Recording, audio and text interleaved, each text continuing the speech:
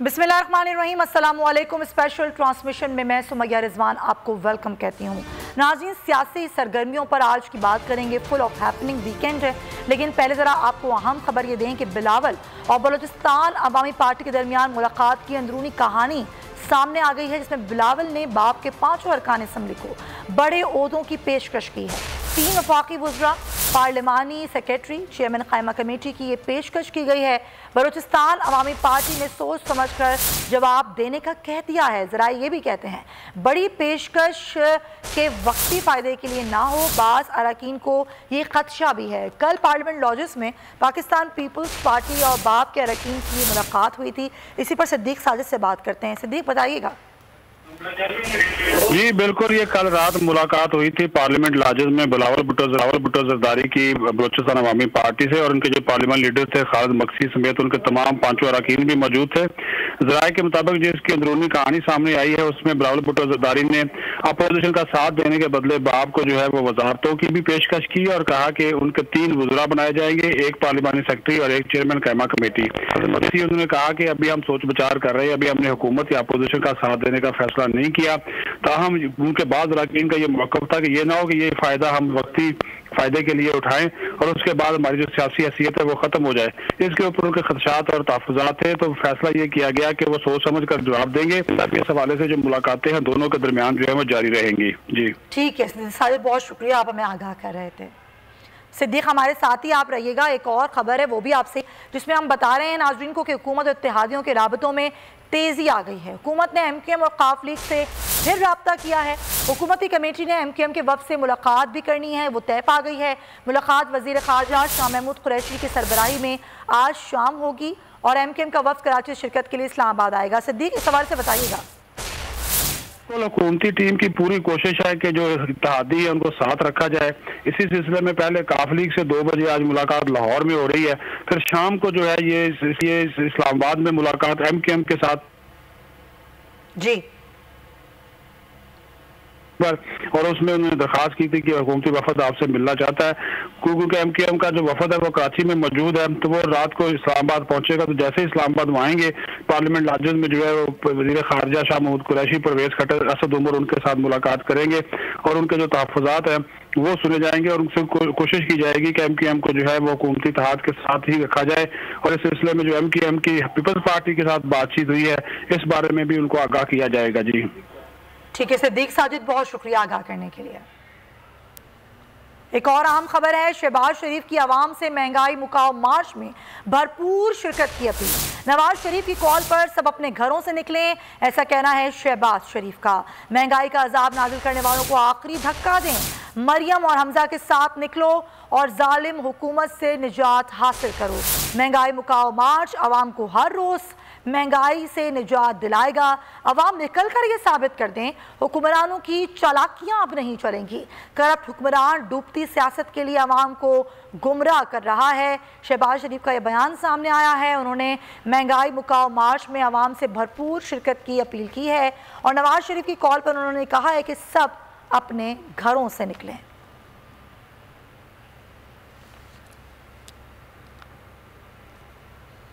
और नाज़रीन, जिस तरीके से मैंने आपको बताया कि ये वीकेंड मुल्क में बड़ी सियासी सरगर्मियां रहेंगी। PDM इत्तेहाद पूरी तरह से सरगर्म हो चुकी है। हुकूमती अफराद भी सुकून से नहीं बैठेंगे। मार्च के आखिरी दिनों में मार्च पर जोर रहेगा। नून लीग लाहौर में महंगाई मुकाओ मार्च कर रही है, जिसकी क़यादत कर रही हैं मरियम नवाज और हमजा शहबाज। महंगाई के कंधे पर बंदूक रखे निशाना कहाँ लगाया जाएगा ये सब जानते हैं। कसूर उकाड़ा से आने वाली रैलियाँ मॉडल टाउन, जबकि शेखोपुरा और दीगर नवाई अजला से आने वाली रैलियाँ शादरा से महंगाई के खिलाफ मार्च में शामिल हैं। ये महंगाई मुकाओ मार्च का काफिला गुजरावाला और जेलुम से होता हुआ 28 मार्च को इस्लामाबाद पहुँचेगा। मरियम और हमजा रास्ते में 18 मकामात पर कारकुनान का लहू गरमाएंगे। JUI फे की अगर बात करें तो वो भी घर नहीं बैठ रहे। जमीयत उलमा इस्लाम का मार्च कराची से राशिद सुमरू की क़यादत में फैसलाबाद पहुँच चुका है। कल्लात, किला अब्दुल्ला, चमन और कोयटा के काफिले भी निकल पड़े हैं। मौलाना फजल रहमान की ज़ेर क़यादत एक बड़ा काफिला आज यानी कि डेरा इस्माइल खान से निकलेगा। और दूसरी जानिब अगर हम पाकिस्तान तहरीक इंसाफ की बात करें तो उन्होंने भी अमर बिल मारूफ जलसे की तैयारियाँ तेज़ कर दी हैं। हुकूमती जमात ये दावा कर रही है कि ये इस्लामाबाद की तारीख का सबसे बड़ा जलसा होगा।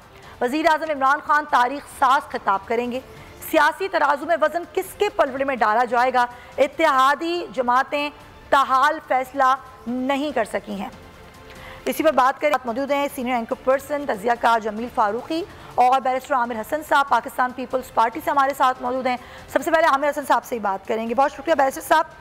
ज़ाहिर है आज जो PTM के सारे काफ़िले हैं वो रवाना हो रहे हैं और महंगाई मुकाओ मार्च है। पीपल्स पार्टी क्या इस महंगाई मुकाओ मार्च का हिस्सा बनेगी? बहुत शुक्रिया जी। देखें, पाकिस्तान पीपल्स पार्टी ने जो अवामी मार्च किया था वो बदतरीन महंगाई, बेरोजगारी और गुर्बत के खिलाफ था और हमने ये मार्च कराची से शुरू किया और इस्लामाबाद तक 10 दिन के अंदर ये पॉलिटिकल एक्टिविटी रही पुरअमन भी और भरपूर अवामी शिरकत के साथ, जिसमें तमाम सूबों के लोग शरीक हुए और तकरीबन 35 के करीब अजला से गुजरते हुए चेयरमैन की क़यादत में ये काफिला इस्लामाबाद पहुंचा।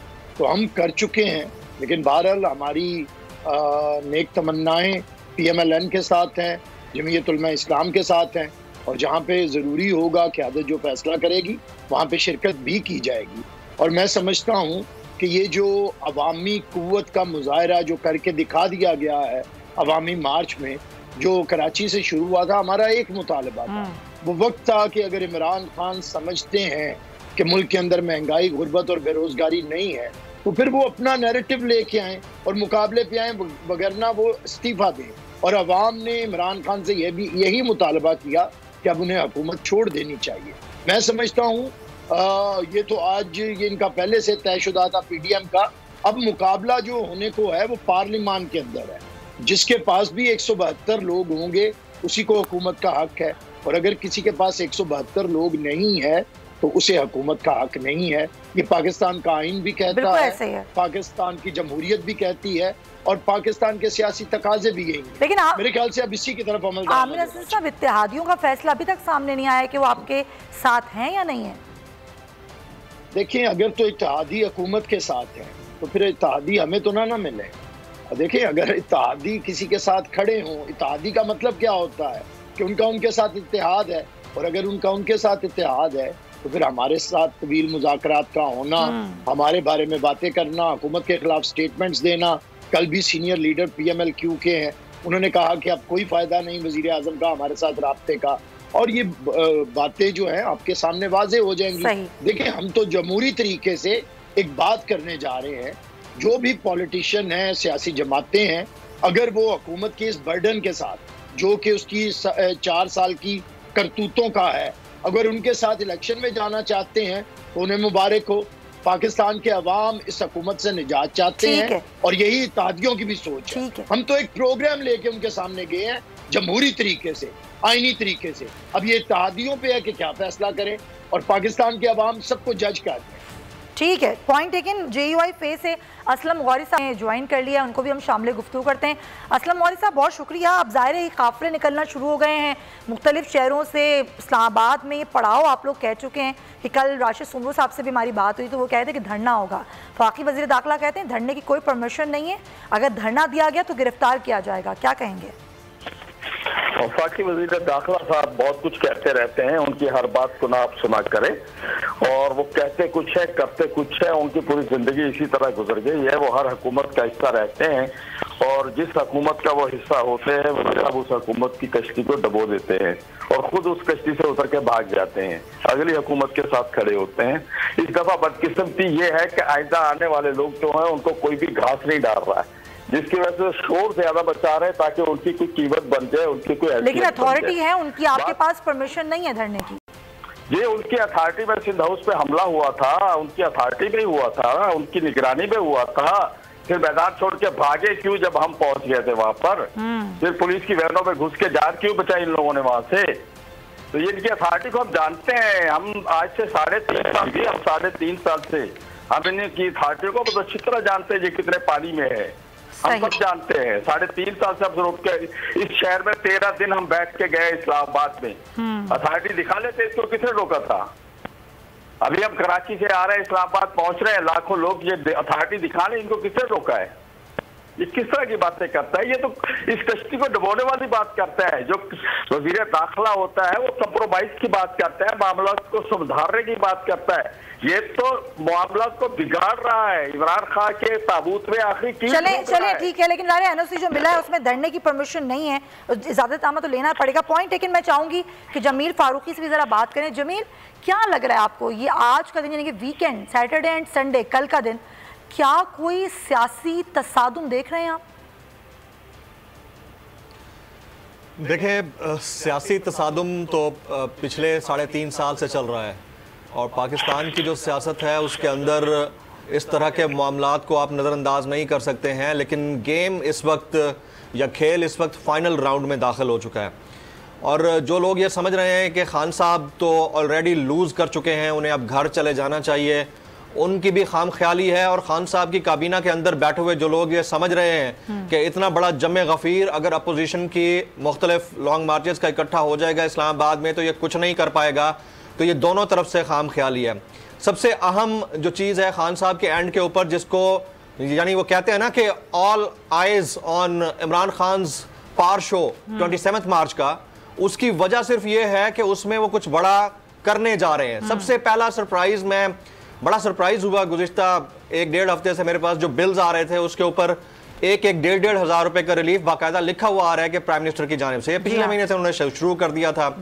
दूसरा बड़ा सरप्राइज जो हम देख रहे हैं, मतलब जिनकी 3 सीटें हैं, जिनकी 5 सीटें हैं, वो अभी तक ये डिसाइड नहीं कर पाए कि वो इत्तेहादी हैं या नहीं हैं, वो अपोजिशन के साथ हैं या नहीं है, वो गवर्नमेंट के साथ चलेंगे या नहीं चलेंगे। तो ये नर्व्स गेम है।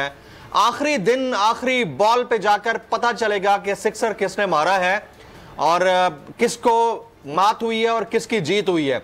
जीत और मात में ये हमें जहन में रख लेना चाहिए कि अगर अपोजिशन हारती है तो बड़ा ब्रूज लेके हारेगी। आई मीन उनको बड़ा एक जख्म लगेगा, और अगर पीएम अपनी कुर्सी बचा भी पाते हैं तो वो इससे ऐसे आसानी से सेल थ्रू नहीं कर पाएंगे, उनको भी बड़ा जख्म लगेगा। खेल की बात ऐसे नहीं होगा कि इतनी आसानी से वो इससे निकल पाएंगे। आखिरी गेंद तक खेल जाएगा और एम्पायर का किरदार कितना अहम होगा इसमें?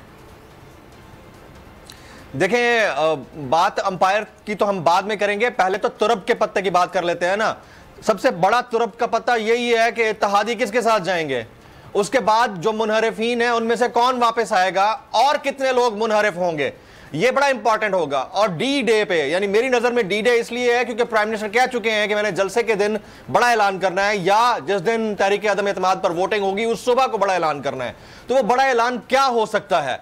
तो ये सारे कार्ड्स जब खुद हुकूमत और अपोजिशन इस्तेमाल कर चुकी होगी तो बाद में हम बात करेंगे कि अंपायर क्या है और क्या कर रहा है। अच्छा ठीक है, सही है। अब ये ज़ाहिर इत्तेहादियों का फैसला बड़ा अहम है और वो कब करते हैं, क्योंकि उन्होंने भी अभी तक मामले को लटका के रखा हुआ है। बैरिस्टर साहब, क्या आपको वाकई लगता है कि आपके पास सरप्राइज से पहले हुकूमत के पास बड़े सरप्राइजेज हैं अपोजिशन को देने के लिए? देखिए, सरप्राइजेस की तो ये गेम नहीं हो रही है, ये तो इमरान खान का एक तरीका कार है। सरप्राइज जो देना था तो ये फिर इजलास वक्त पे बुला के तो हमें सरप्राइज दे देते। ये कौन सा सरप्राइज देने का तरीका है कि 16 दिन हो गए हैं, 17 दिन, और आइन के अंदर है कि 14 इजलास तलब करके आपने तहरीक अदम एतमाद के ऊपर फैसला करना है।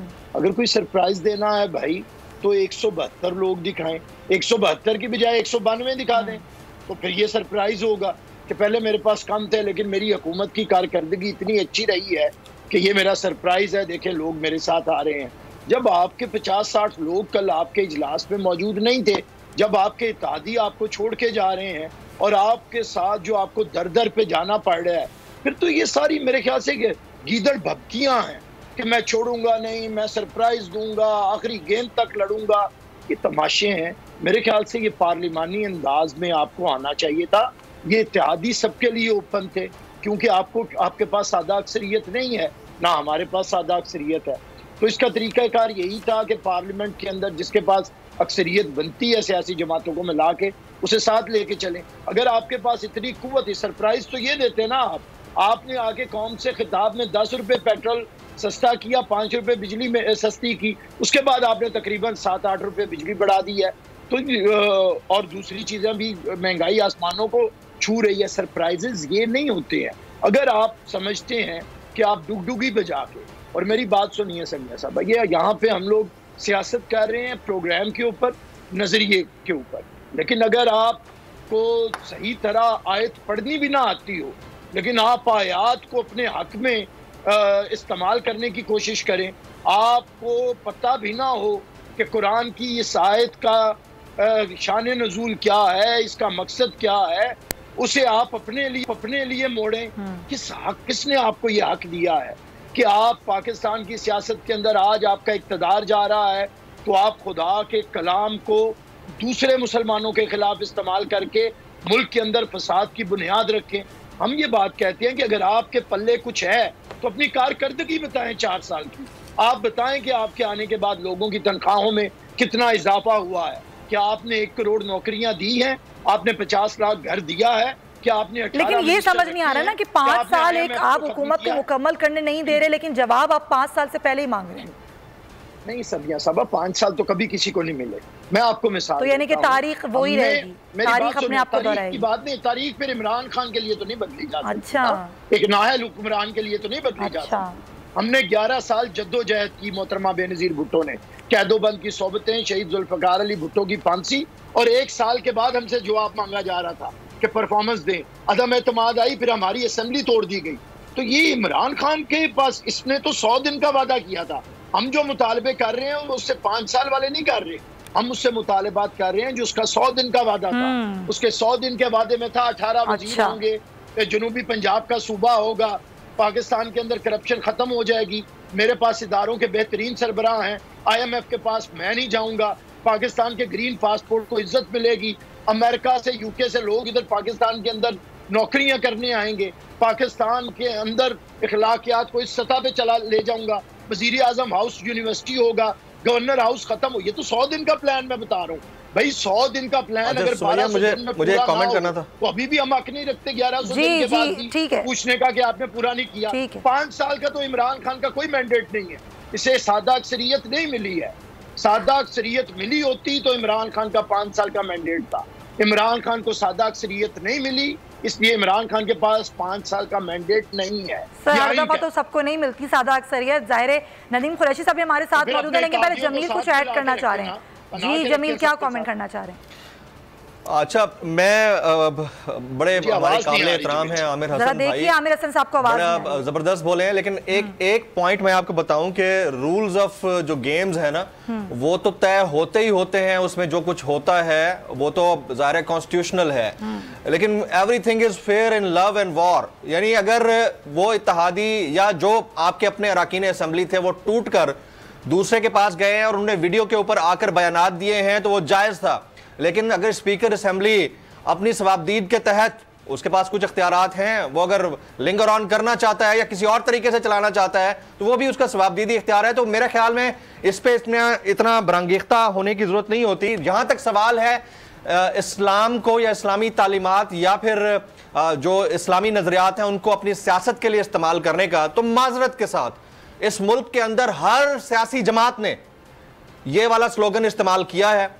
आप लाहौर के अंदर होने वाले बाई इलेक्शंस के वो पोस्टर्स उठाकर देख लें जिसमें मुजाहिदे खत्म नबूवत के बाकायदा नारे लगे रहे हैं। खान साहब ने रियासत मदीना का नारा लगाया है और अब अमर बिल मारूफ की बात हो रही है। लेकिन हमें इस सारी सियासत के अंदर कुछ चीजों का ना पैरामीटर उसको या स्टैंडर्ड को सेट कर लेना चाहिए। सही है। मैं एक छोटी सी बात करके इसको शॉर्टली कमेंट करूंगा कि कुछ दिन पहले शहबाज शरीफ साहब ने जुमले दिए बुशरा बीबी से मुतालिक और बाकायदा उन्होंने कमेंट कर दिया उसके ऊपर, तो ये कहा कि वो फूंकती हैं या कुछ ऐसा कुछ करती हैं जिन्नात के अमलियात के हवाले से। मैं सिर्फ एक बात करना चाहूंगा, रिलीजन को सेट असाइड कर लें 2 मिनट के लिए। जिस कल्चर के अंदर हम रहते हैं, जवान हो रहे हैं, पले बड़े हैं, अगर हम में से किसी ने शादी कर रखी है तो क्या आपकी बेगमात, बहनें, बेटियां आपको घर से रवाना करने से पहले आपकी बलाएं उतार कर रवाना करती हैं या नहीं करती हैं? अगर आप प्रैक्टिसिंग मुस्लिम हैं या नहीं भी हैं तो हमें इस चीज को इतना पर्सनल नहीं लेना चाहिए। भाई एफिलिएशन होती है ना, देखिए होता है जमील, किसी अंदाज से करते हैं तो ये इस्तेमाल नेगेटिव नहीं होना चाहिए। एग्जैक्टली, लेकिन ये होता है, ये अफसोस की बात है जरूर है, लेकिन ये होता है, होता आया है और मुझे लगता है ये होता रहेगा। हर कोई अपने फायदे के लिए मजहब का नाम इस्तेमाल करता है। पॉइंट है कि नदीम कुरैशी साहब जाहिर है कल जो जलसा हो रहा है आप लोग कह रहे हैं कि वही बता देगा कि हम जीत रहे हैं या नहीं जीत रहे हैं। लोगों को जमा कर लेना, लोगों को इकट्ठा कर लेना, क्या यही काफ़ी होगा या फिर वो कौन से पत्ते हैं जो कल वज़ीर आज़म शो करने जा रहे हैं? बिस्मिल्लाहिर्रहमानिर्रहीम। सुमैया, मैं आपको अर्ज करूं, लोगों को इकट्ठा करना मसला नहीं है। मसला ये है कि लोग आज इस बात पर कायल हो गए हैं, लोग इस बात को मानने पर 100% लोगों को निश्चोर हो गया है कि पाकिस्तान की मौजूदा अपोजिशन, इनका टारगेट सिर्फ पाकिस्तान के इक़्तिदार का हुसूल है। अभी बैरिस्टर हामिद हसन साहब ने बड़ी शानदार तकरीर की और हमारी बड़ी नाकामियां और बड़ी नाअहलियां गिनवाई। 2008 से 2013 तक का दौर पाकिस्तान की सियासी तारीख की मुआशी तारीख का वो बदतरीन दौर है, जिसमें 18 से 20 घंटे की लोड शेडिंग कराची से लेकर पिशावर तक का हर पाकिस्तानी बर्दाश्त किया करता था। जिस दौर में बदतरीन स्कैंडल, एफर्ट स्कैंडल, हज स्कैंडल, एनएलसी स्कैंडल, मतलब हर एक माह के बाद पूरी सुप्रीम कोर्ट ऑफ पाकिस्तान, पूरा मीडिया इन्हीं स्कैंडल्स को जेरे बहस रखता था। मैं समझता हूं कल पाकिस्तान भर से लोग अज खुद, मैं अभी भी अपने हल्का इंतखाब मुल्तान में मौजूद हूं, कल मुल्तान में इमरान खान जिंदाबाद रैली थी। मैं एक पॉलिटिकल वर्कर हूं, आप यकीन करें हजारों की तादाद में लोग, खवातीन, 2018 में भी वो माहौल नहीं था जो मैं पिछले 15 रोज से देख रहा हूं। उसकी बुनियादी वजह एक है, ये नहीं कि हमारी कारकर्दगी बहुत अच्छी हो गई है, मैं इस बात को ओन करता हूं, बहुत सारे फ्लॉज है, हम बहुत सारा बेहतर कर सकते थे, हम बहुत सारा बेहतर कर सकते हैं, लेकिन कौम को इस बात का इदराक और यकीन हो गया कि पाकिस्तान की मौजूदा अपोजिशन, ये 3, 4, 5 लीडिंग पार्टियां जो अपोजिशन को लीड कर रही हैं, ये 35 साल इक़्तिदार में रहे हैं। इन्होंने हर तरीके से ज्वाइंटली भी इक़्तिदार एंजॉय किया और ये इंडिविजुअल भी, ये एक दूसरे को सिक्योरिटी रिस्क भी कहते रहे, एक दूसरे को पेट फाड़कर पाकिस्तान के वसाइल वापस लेने की बातें भी करते रहे। अभी कल से एक बयान आसिफ जरदारी साहब का गूंज रहा है सोशल मीडिया पे कि अगर मैंने नवाज शरीफ को अब माफ कर दिया तो मुझे खुदा भी माफ नहीं करेगा। लगता है अब खुदा के माफ ना करने का वक्त आ गया। ये लोग अब अपने इब्बतनाक अंजाम की तरफ बैरिस्टर साहब फरमा रहे थे जी कुरानी आयात पढ़ने नहीं आती। भाई, किसी शख्स के तलफ्फुज़ पे कोई इशू हो सकता है, लेकिन उसके ईमान पर, उसकी कमिटमेंट पर, सोच पर हमें राइट नहीं बनता कि हम उस पर तनकीद करें। अगर कोई शख्स मदीना की रियासत की बात करता है, मदीना की रियासत पर तो तकलीफ कूफे के मुनाफिकीन को थी, मदीना की रियासत में तकलीफ आपको क्यों है? मदीना की रियासत बनी नहीं है, लेकिन मदीना की रियासत की आइडियोलॉजी दी है एक शख्स ने, चाहे इंसाफ सबके लिए हो, जहाँ वसाइल सबके लिए हो, वहां ये ना हो कि अरबपति लोग गरीब हारी की पॉलिटिक्स करें, बिलियन से हर प्रोविंशियल हेडक्वार्टर में अरबों के महलात बनाकर बिलावल हाउस में रहने वाले सिंध के एक नंगे सर, तो तब्दील तो अभी आप लोग भी कुछ नहीं कर सके ना, बात ही की जा रही है। साहब, अगर मुझे समिया मुझे मौका, जी बिल्कुल, मैं आपको मौका दूंगी आमिर साहब, इनकी बात मुकम्मल हो जाए। नदीम साहब, आप लोग भी अभी बात ही कर रहे हैं ना सर? देखिए सुमैया, ये 22 करोड़ लोगों की आबादी का मुल्क है, इशूज की एक भरमार है। मैं आपको बार बार अपनी एग्जांपल दूंगा, मैं रुकन असेंबली हूं, मुझे आइडिया ही नहीं था कि पटवारी से लेके और एक प्रोविंशियल हेड जो गवर्नमेंट मशीनरी है, उस सबको इस 35 साल फरसूदा निजाम ने करप्ट कर दिया। यहाँ सरकारी बाबू सीट पर बैठता ही पैसे कमाने के लिए है। वो तो अभी भी हो रहा है ना, वो तो अभी भी हो रहा है। आप किसी भी सरकारी दफ्तर में चले जाएं, यही सूरत हाल है। मेरी बहन, मैंने कब कहा कि सब ठीक हो गया? मैं कह रहा हूँ कि चीजें ठीक होने की तरफ जा रही हैं इस अपोजिशन को। मेरा दावा क्या है, मैं आम पाकिस्तानी की हैसियत पूछता हूँ। ये फरमाते थे वोट को इज्जत दो, ये कहते थे डेमोक्रेसी मजबूत होनी चाहिए, ये कहते थे पार्लियामान मजबूत होनी चाहिए। अब ये साजिशें करके वोट को इज्जत दे रहे हैं। जो लोग पाकिस्तान तहरीक के वोट पर मुंतखब होकर रुकन असेंबली बने, मैं रुकन असेंबली हूँ, मैं 5 लाख लोगों का नुमाइंदा हूँ। मुझे किसने ये राइट दिया है, फर्द वाहिद ने, कि मैं अपनी पार्टी लाइन से हटकर वोट कास्ट करूँ? मैं आवाम को जवाब दे नहीं हूँ। आज गली गली जो एहतजाज है, जितने अरकान असेंबली मुनहरिफ लालच से किए, आने वाले ओहदों के लालच से किए, उनको थ्रेट दिए, उनकी कोई किसी भी तरह से मैनेज किया, अभी तक कोई शख्स उनमें से एक भी अपने हल्के में नहीं जा सका।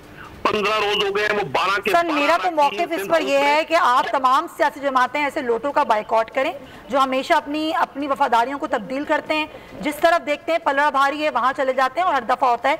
आपकी दफा में भी ऐसा ही हुआ था। अब आप लोगों को ये सोचना होगा कि अब आप लोग जमहूरियत इक़्तिदार को किस तरह से आगे बढ़ाएंगे। ये आप सियासी जमातों को और सियासतदानों को तय करना है, अवाम ने तय नहीं करना है। ये आपने तय करना है कि अब ऐसे लोटों के लिए किसी सियासी जमात में कोई जगह नहीं होगी। पॉइंट लेकिन असलम गौरी साहब हमारे साथ मौजूद है, जरा उनका पॉइंट भी लेने, बहुत देर से वो खामोश हैं। जी असलम साहब, आप क्या कहना चाहेंगे? देखिए, पहली बात तो ये है कि मेरे पास इन हजरात की आवाज तो नहीं आ रही थी सही। ओहो, अच्छा। मैं समझ नहीं पाया उन्होंने जो बात की है, लेकिन कहने की बात यह है कि जो आपने फरमाया कि जो इनके पास जाए तो विकेट गिर जाती है, दूसरी तरफ जाए तो वो लोटे हो जाते हैं। तो ये उस वक्त इनको सोचना चाहिए था जब खान साहब ने कहा था मैं किसी आजाद को अपनी टीम का हिस्सा नहीं बनाऊंगा। अब ये देखे ना, ये एक सियासत इस तरह की इस वक्त वो इस मुल्क में हो रही है कि अगर जो मैं कहता हूँ वो दुरुस्त है, जो मेरे को ईमानदार है, जो आपके साथ चला जाए वो चोर उचक्का और बेईमान है। कल तक एनकेएम को क्या कहते थे, कल तक चौधरी साहब को क्या कहते थे काफली को, फिर बाद में उनको क्या कहा, अब फिर क्या कहना शुरू कर दिया। जो कल तक 3 साल इनके अच्छे बुरे में इनके साथ खड़े रहे, असेंबलियों के अंदर इनको वोट करते रहे, आज उनको क्या गालियां दी जा रही हैं। तो खान साहब ने एक मयार बना लिया है, जो मेरे साथ है वो नेक है, वो दयानतदार है, वो सच्चा है। जो मेरे एंटी खड़ा है वो झूठा है, वो चोर है, वो बेईमान है, वो फ्रॉड है। मेरे दोस्त अभी कुछ देर पहले एक बात कर रहे थे, जमील फारूकी साहब, आप तो तजिया निगार कह रही हैं, वो तो माशाल्लाह पीटीआई के बड़े अच्छे वकाल। मैं ये कहना चाहूंगा कि जनाब 2 दिन पहले जो रेट बढ़े, जमील फारूकी साहब अपने जरा मुलाजम से पूछिए घी का रेट 2 दिन पहले परसों क्या बढ़ा है, परसों की रेट प्राइस मार्केट के कहाँ चले गए हैं। आप तो 1000 रुपए बिल की बात कर रहे हैं, आप शायद अपने नौकरों के जरिए मंगवाते होंगे, आप मार्केट नहीं जाते होंगे। इस वक्त लोग सब पुर्सी का शिकार है, खुदकशियां कर रहे हैं, इज्तमाही खुदकशियां कर रहे हैं। मेरी बहन, इस वक्त मुल्क की हालात बहुत खराब है। और मैं आपको एक और बात बताऊं असलम साहब, मैं आपको एक और बात बताती हूँ, मैं आपको एक चीज ऐड कर लूं, फिर आप बोलते रहिएगा। आप लोग अपने जलसों में, जाहिर रैलियों में और सब सियासतदान सियासी सरगर्मियों में लगे हुए, खामोशी से महंगाई हो रही है। सर रमजान से पहले किसी को कुछ नहीं पता।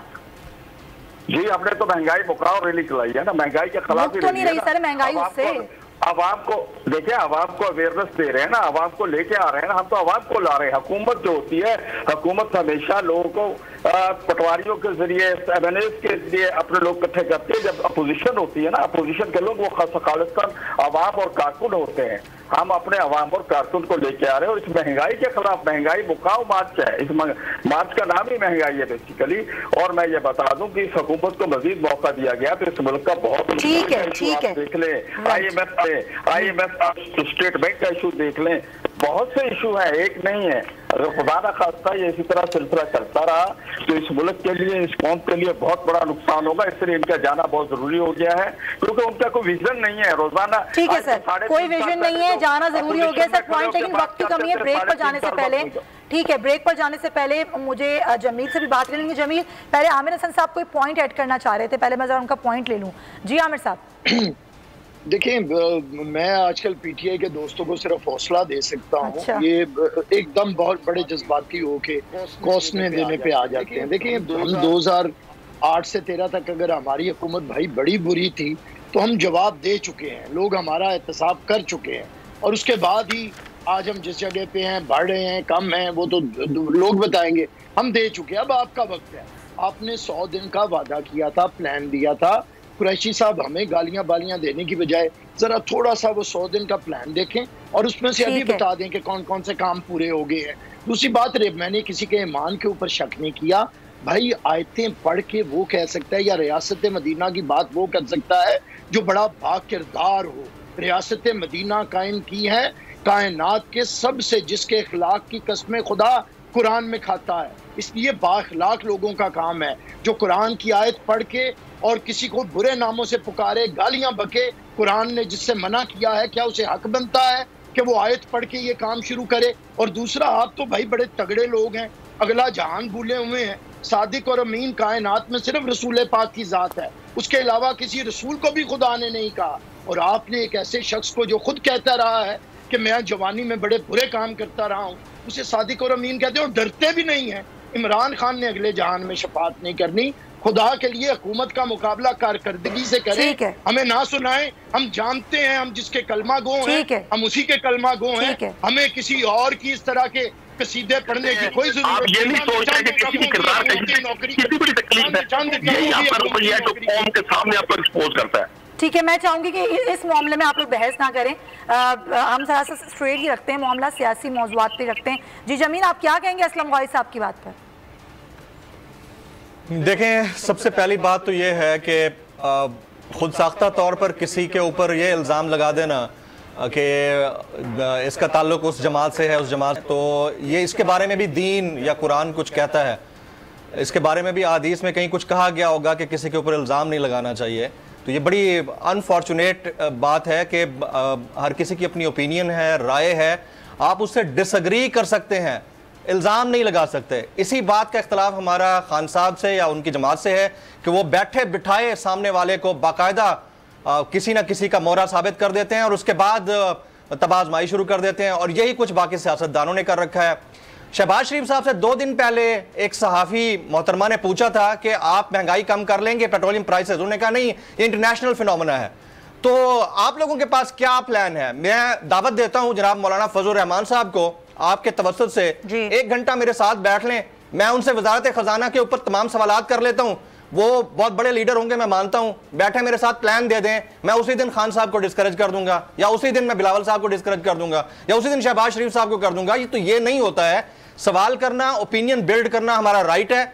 आप इससे डिसएग्री करते हैं तो रिस्पेक्ट के साथ कीजिए, इल्जाम ना लगाइए, क्योंकि तोहमत और बहतान के हवाले से भी कुरान साफ साफ कहता है।